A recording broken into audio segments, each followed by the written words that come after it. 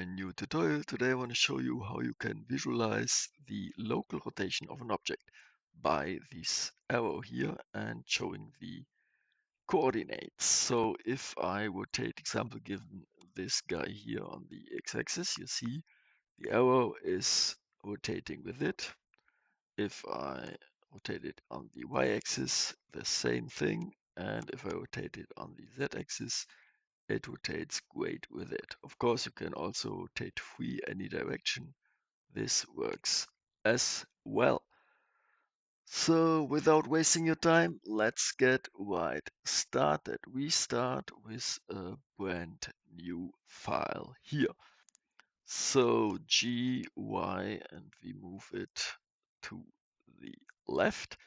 Then we go in edit mode, we press S to scale it a little bit down, and we go here in the properties, viewport visibilities, and we say axis on, so we can compare it whether this works.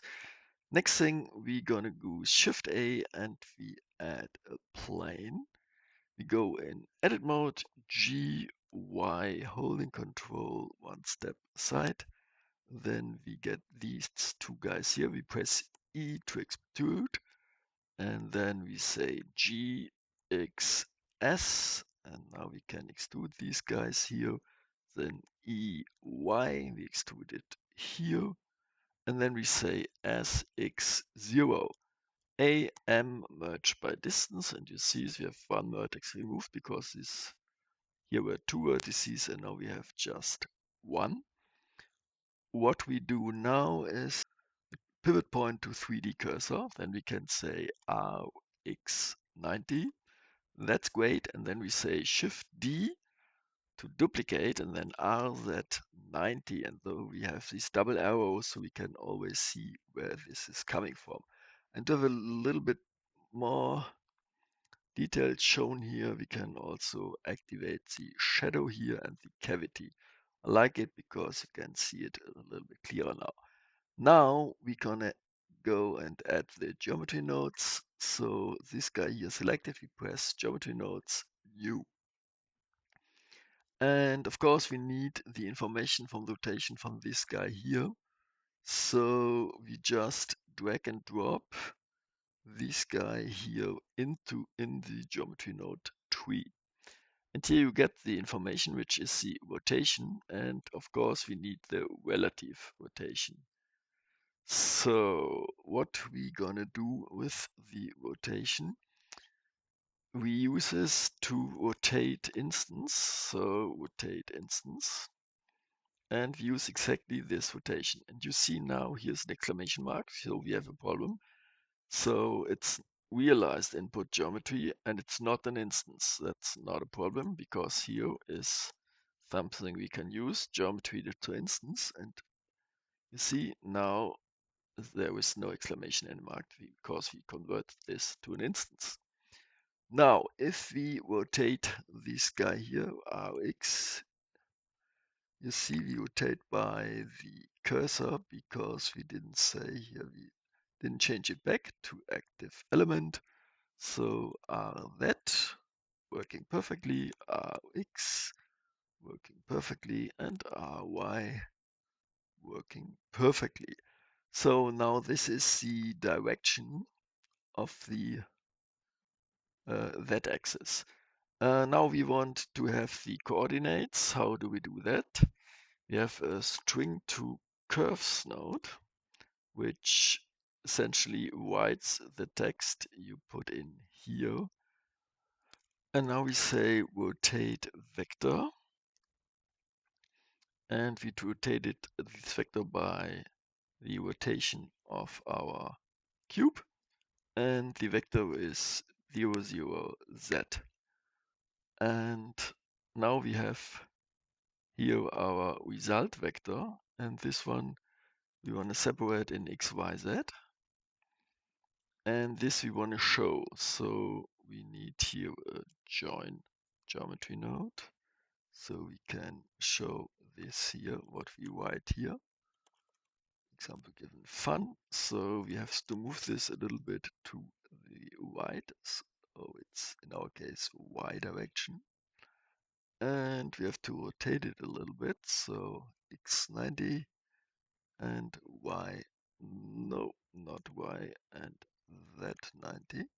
Yes, and that's it's a little bit nicer if it's filled, I think. So we use fill curve here, and now you see we have the text here.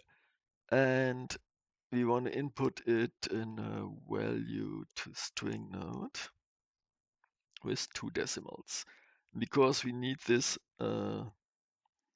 several times, we made a group out of it, and we want to have as input values as well here these translation value, and also we want to have a rotation value as input, and we want to have the decimals as input, and of course the value as input. And now mark this and press Command G to create the group. And now you see we have all these input values here, which we want to use. And now we can delete these values here because now we have here next value. Oops, value to here. And we can reuse these node group for y for here. And we just have to turn it a little bit down. So we change the Z translation. Oh, we have to connect this, of course, to join as well. And then the Z value a little bit down. And then the same node group for the Z.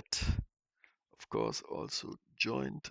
And of course, we turn this down a little bit as well. And you see now we have XYZ 0, 0, 1. And if you now rotate this here, example given Rx, you see we have perfectly the values are that. It's always the same because that of course keeps. And what else do we want to have? Yeah, maybe you want to have another axis. Example given, you want to follow the y-axis. That's also not too difficult. We just need some more new nodes, and we need a rotation. So we just